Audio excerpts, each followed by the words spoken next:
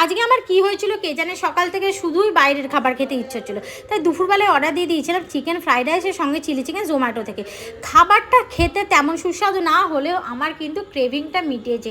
আমার মতো কে কে আছো বলো তো, এরকম মাঝে মাঝে ক্রেভিং হয়, তারা কিন্তু অবশ্যই কমেন্ট করো। তারপর সন্ধেবেলায় বেরিয়ে গেছিলাম কিছু মার্কেটিং করতে পয়লা বৈশাখের জন্য। তারপর সেখানেও বেরিয়ে গিয়ে এই কাকুটার ফুচকা এত সুন্দর করে, এখানেও আমি কিন্তু আমার লোভ সামলাতে পারলাম না, তাই এখানেও খেয়ে নিলাম কাকুটার কাছে 20 টাকার ফুচকা।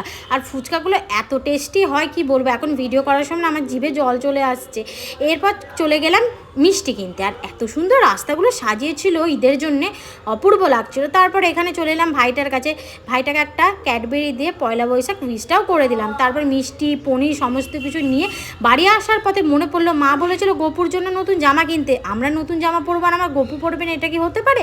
তাই গোপুর জন্য নিয়ে নিলাম এখানে কিন্তু নতুন ড্রেস, মিষ্টি, আর এখানে কিন্তু রজনীগন্ধা স্টিকটা নিতে ভুলিনি, সব কিছু নিয়ে বাড়ি